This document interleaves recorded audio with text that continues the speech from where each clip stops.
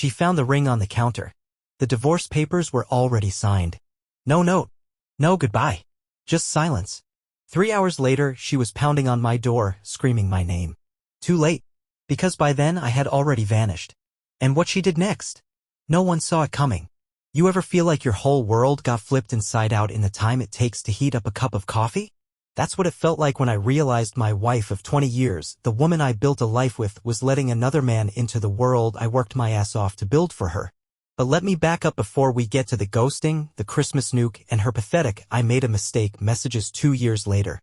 This needs context. And yeah, I'm posting this here because I don't want to hear it from my friends anymore. You dodged a bullet, they say. No. I dodged a full-blown missile strike. Anyway, I'm Michael. I'm 42 now. At the time all this went down, I was just turning 40. My ex, we'll call her Rachel, was 39. We met in college. She was a junior with an overachiever streak and a sarcasm problem. I was a broke architecture student with a beat-up Jeep and an even worse sleep schedule. Somehow she liked me. Maybe because I cooked. Maybe because I listened. I dunno. But we got married 2 years after graduation. Bought a house in the suburbs. Had 2 kids, twin girls. Built what I thought was a solid life. Rachel was always a little cold. Not mean, not cruel, just emotionally efficient. You know the type. Always planning, scheduling, optimizing. Her love language was taking care of things. My love language was touch. So yeah, we had our disconnects, but I never thought she'd be that person. Cue the fall of 2021. I had knee surgery that summer, ACL reconstruction after tearing it in a charity softball game, go figure. I was off work, hobbling around on crutches, feeling like a burden. She was patient at first. But then I noticed she started going out with coworkers a lot more than usual. And I don't mean once in a while, I mean 3, sometimes 4 nights a week. Same story every time. Happy hour ran long, Jessica was crying over her divorce, her boss made her stay late, blah blah blah. I didn't question it at first. That's how much I trusted her. Foolish me. The red flags weren't subtle. Her phone, once left out on the counter charging overnight, now slept with her under her pillow like it needed bedtime stories. She had new lingerie I never saw in our bedroom. She started working out again, good for her, I thought, but somehow never wanted to be intimate with me anymore. And the kicker? She started locking her laptop. Rachel never locked her laptop. She practically begged me to look at our finances every month because she hated numbers. I started suspecting something was up, but I didn't have the heart to accuse her without proof. I'm not that guy. So I did what any emotionally gutted, suspicious husband with too much time on crutches would do. I turned into Sherlock Holmes with a VPN. Let me tell you, once you start digging, you can't stop. I synced our phone bill to my laptop. Sure enough, there it was. One number popping up constantly. Calls, texts, even video chats. Always around 10:30 p.m., right after she went to bed early. The name in her contacts? Lisa Book Club? You've got to be kidding me. Rachel didn't even like books unless they came with a calorie count. So I dialed the number. A man answered. Voice like he'd swallowed gravel and bourbon. Yeah, he said. I hung up. I felt froze. Not because I was surprised, but because I wasn't surprised. Now, here's the part where people usually confront their spouse, throw dishes, or ugly cry into a steering wheel. Not me. I smiled. I laughed. Not because I was okay, but because the war inside me was over. The heartbreak had ended. What replaced it was something far colder, spite. I didn't want to confront her. I didn't want an apology. I didn't want her to cry and say it was a mistake. I wanted her to burn. I wanted her to feel confusion, dread, and betrayal. Not for a week. Not for a month. For years. And I had just enough pettiness and patience to make it happen. I started crafting the plan. Step 1? Pretend I didn't know. I deleted the call from the phone bill log. I started acting happier. Started playing music while making dinner. Started asking about her day, pretending to care. I even started suggesting date nights she'd always decline because I wanted her guilt to fester under every fake excuse. And the beauty of it? She thought she had me wrapped around her cheating little finger. Meanwhile, I created a new email address. Signed up for a virtual mailbox across the state. Opened a new checking account. Transferred money little by little.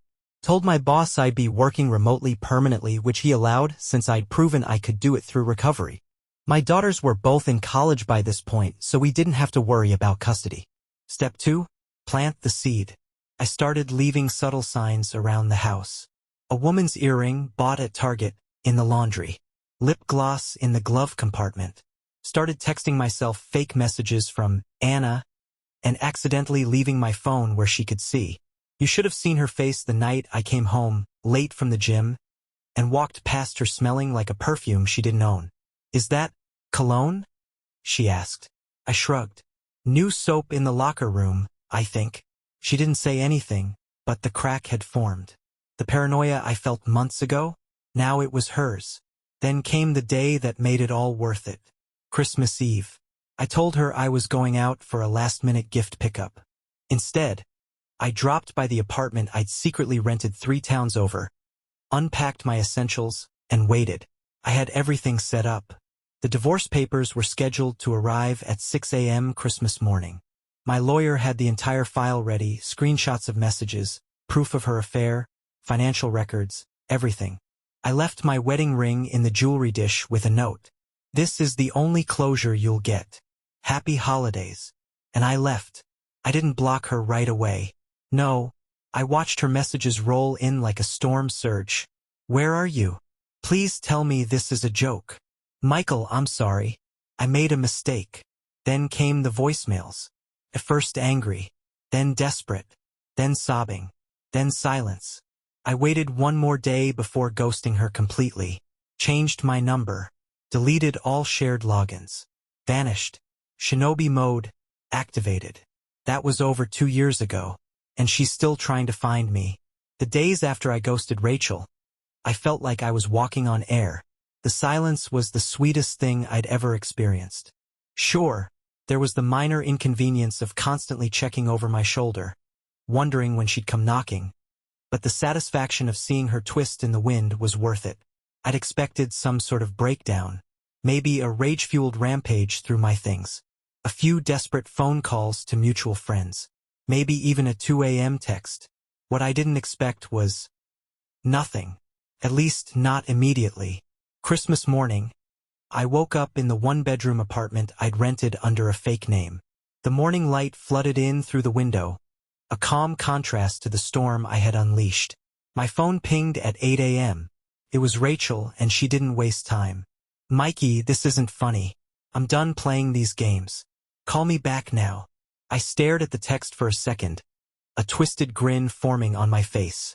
She really thought I was coming back. I could almost hear her crying in the background as she sent that.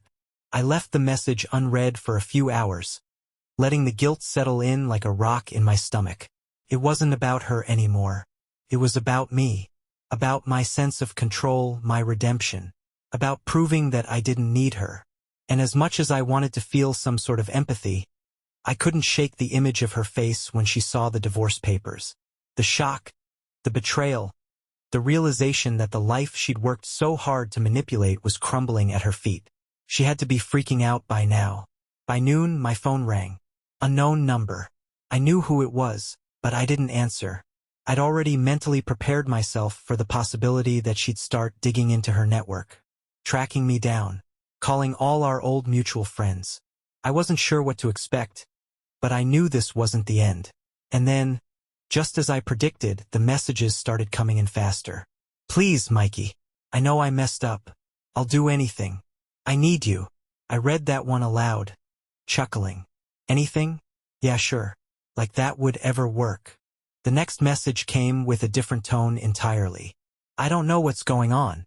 You just disappeared. And now I'm scared. Please talk to me. Here we go. The desperation. The pity. The sudden realization that the life she thought she could juggle with one hand was about to crash into a million pieces. But I didn't respond. Instead, I turned my attention to the divorce papers. Rachel had always been the planner, the doer.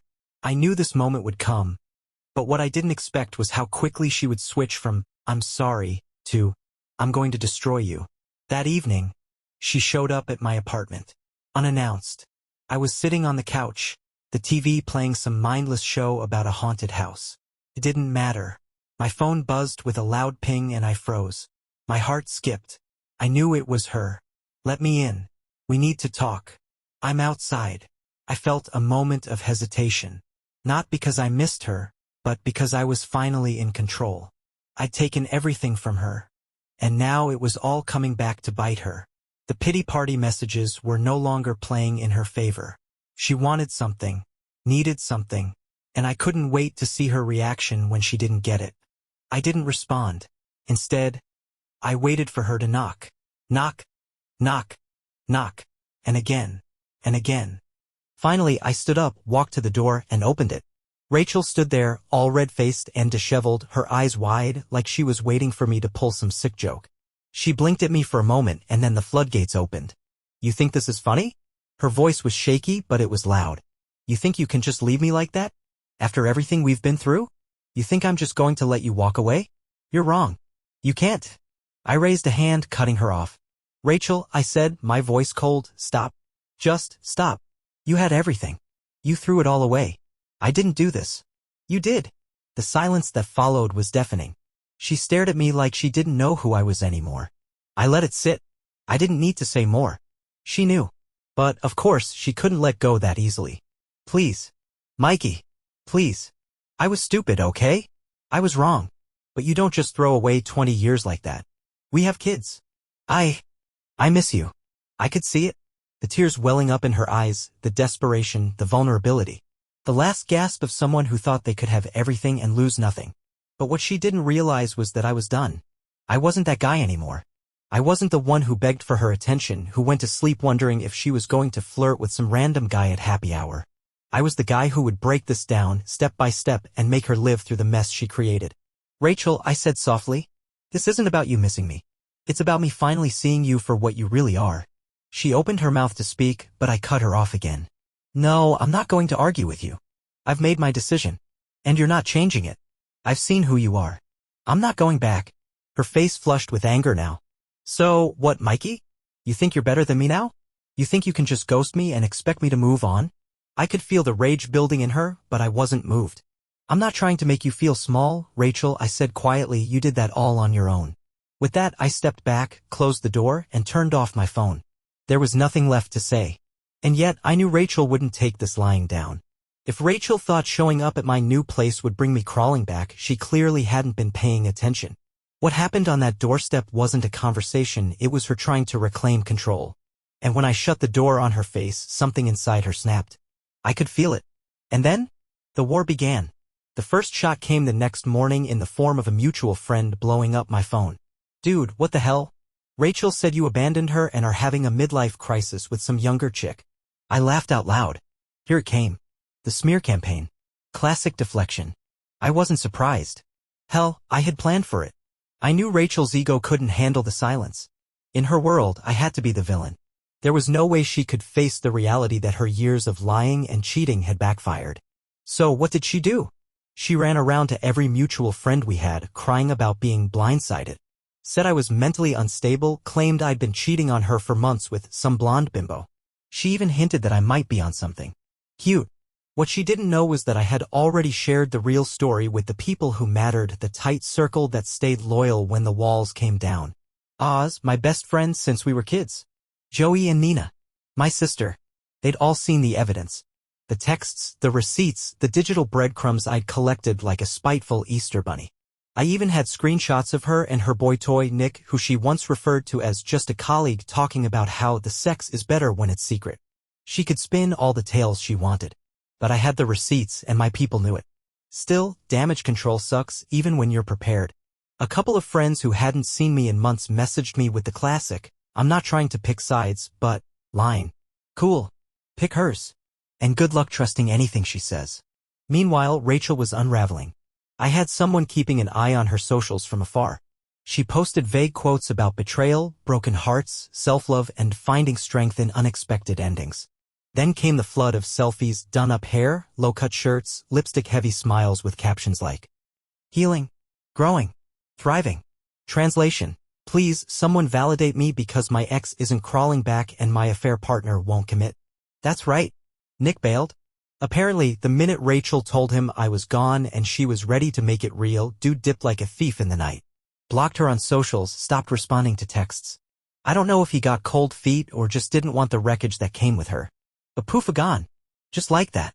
The poetic justice? Delicious. Suddenly, Rachel had no husband, no side piece, and no clue what to do next. Our girls are already living their own lives, stayed out of it. I hadn't told them the full story yet, but they knew something serious had gone down. I just said, your mom and I are separating. I'll explain more when you're ready to hear it. They respected that. And that alone gave me peace. But Rachel? She was spiraling. A week later, I got an email from her because she was blocked on every other channel. Subject line, can we talk? Please. It started polite. Civil. She asked if we could meet somewhere neutral to talk as adults. She said she owed me an explanation. That she never meant for things to get this bad. That we were stronger than this. I read it 3 times, then clicked delete. No response. Not one syllable. She sent 2 more emails that week. The tone shifted each time. First it was, you're breaking my heart. How can you just disappear like this? Then, you're being childish. You're not innocent either. You should at least face me. By the 3rd email, she was threatening legal action over abandonment. Said she might sue for alimony, that I had destabilized her life. I forwarded that one to my lawyer. His reply? Tell her to try. I dare her. See, New York's not friendly to cheaters in divorce court. Especially when the non-cheating spouse has a meticulously organized timeline of betrayal. Guess who had timestamps, photos, messages, and hotel receipts? Yours truly. And Rachel? She had Jack. The more she tried to claw back control, the more pathetic she looked. Then came the real kicker. One night, about 2 months after I disappeared, I got a call from my old neighbor Mark. He lived 2 houses down from my former home. Hey man, he said. You good? Rachel just showed up on my doorstep bawling her eyes out. Apparently, she thought I had moved in with Mark temporarily and demanded he tell the truth. He tried to calm her down, but she started crying about how everything's a lie and he just ghosted me like I meant nothing. Mark said it was like watching a live soap opera. She was manic, ranting about betrayal, karma, and God knows what else. Then, get this, she tried to break into my old shed. The same shed where I used to store tools and camping gear. Why? Who knows? Maybe she thought I was hiding there like some Home Depot version of the Phantom of the Opera. The next morning, I get a text from my lawyer. We're moving forward. Final hearing in 3 weeks. Game time. But just when I thought it couldn't get messier, she pulled her boldest move yet. She called my mom. Let me tell you something about my mother. She's sweet, old-school Italian, and absolutely terrifying when she's mad. Rachel had always played nice around her, trying to earn brownie points. But calling her out of the blue? That was a choice. Mom called me 2 hours later. Michael. She called me crying. Said she's willing to do anything. She's talking about therapy. Begging to fix it. I sighed. Yeah. She's only sorry because her fantasy blew up in her face. Are you safe? My mom asked quietly. Because she sounds unwell.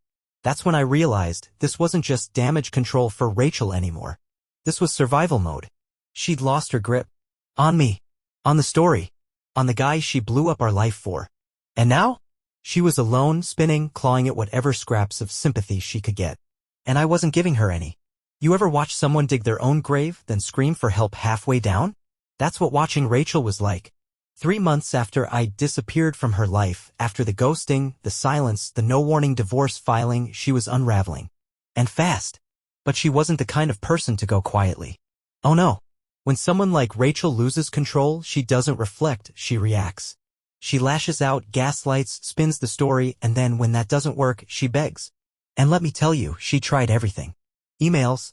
Voicemails. A handwritten letter shoved under my apartment door. Even showed up to my mom's house sobbing, saying she'd made a mistake. But I stayed quiet. Solid. Ice cold. Then my lawyer, Elliot, brilliant man with zero tolerance for BS, he calls me up. Mike, he says, the court date's set. Based on what you gave me? She's cooked. And she was. Now, I hadn't seen Rachel face-to-face since Christmas morning. But come that day in court, there she was. Sitting there like a fragile glass statue in a black dress that tried too hard to whisper, I'm the victim. I didn't flinch.